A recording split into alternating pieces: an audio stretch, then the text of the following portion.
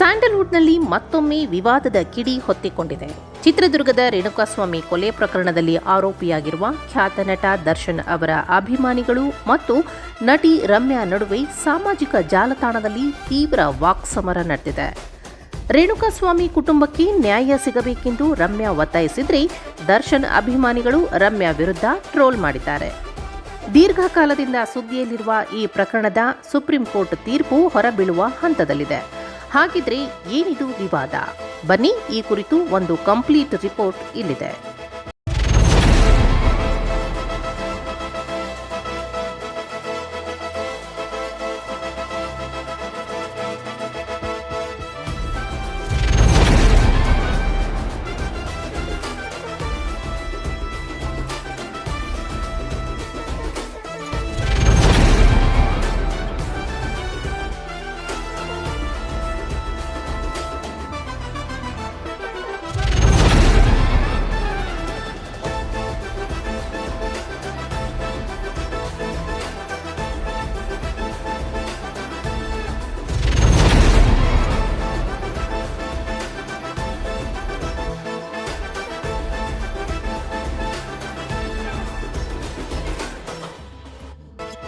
ರೇಣುಕಾಸ್ವಾಮಿ ಕೊಲೆ ಪ್ರಕರಣದಲ್ಲಿ ನಟ ದರ್ಶನ್ ಆರೋಪಿಯಾಗಿರುವ ಹಿನ್ನೆಲೆಯಲ್ಲಿ ಈ ಪ್ರಕರಣ ಕಳೆದ ವರ್ಷಗಳಿಂದಲೇ ಸುದ್ದಿಯಲ್ಲಿತ್ತು.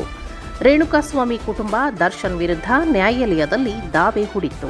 ಇದೀಗ ಈ ಮಹತ್ವದ ಪ್ರಕರಣಕ್ಕೆ ಸಂಬಂಧಿಸಿದಂತೆ ಸುಪ್ರೀಂ ಕೋರ್ಟ್ ತೀರ್ಪು ಹೊರಬೀಳುವ ಹಂತದಲ್ಲಿದೆ. ಈ ಬೆಳವಣಿಗೆಯ ಮುನ್ನವೇ ನಟಿ ರಮ್ಯಾ ತಮ್ಮ ಇನ್ಸ್ಟಾಗ್ರಾಂನಲ್ಲಿ ರೇಣುಕಾಸ್ವಾಮಿ ಕುಟುಂಬಕ್ಕೆ ಬೆಂಬಲ ಸೂಚಿಸಿ ಅವರಿಗೆ ನ್ಯಾಯ ಸಿಗಬೇಕು ಎಂದು ಪೋಸ್ಟ್ ಮಾಡಿದರು. ರಮ್ಯಾ ಅವರ ಈ ಪೋಸ್ಟ್ಗೆ ನಟ ದರ್ಶನ್ ಅಭಿಮಾನಿಗಳು ತೀವ್ರ ಆಕ್ಷೇಪ ವ್ಯಕ್ತಪಡಿಸಿ ರಮ್ಯಾ ವಿರುದ್ಧ ವ್ಯಾಪಕವಾಗಿ ಟ್ರೋಲ್ ಮಾಡಲು ಪ್ರಾರಂಭಿಸಿದರು.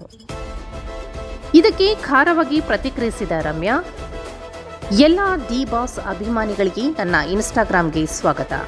ರೇಣುಕಾಸ್ವಾಮಿ ಕುಟುಂಬಕ್ಕೆ ಯಾಕೆ ನ್ಯಾಯ ಸಿಗಬೇಕು ಅನ್ನೋದಕ್ಕೆ ನಿಮ್ಮ ಕಾಮೆಂಟ್ಗಳೇ ಸಾಕ್ಷಿ ಎಂದು ಬರೆದು ದರ್ಶನ್ ಅಭಿಮಾನಿಗಳ ಕಾಮೆಂಟ್ಗಳನ್ನೇ ತಮ್ಮ ವಾದಕ್ಕೆ ಪುರಾವೆಯಾಗಿ ಬಳಸಿಕೊಂಡರು.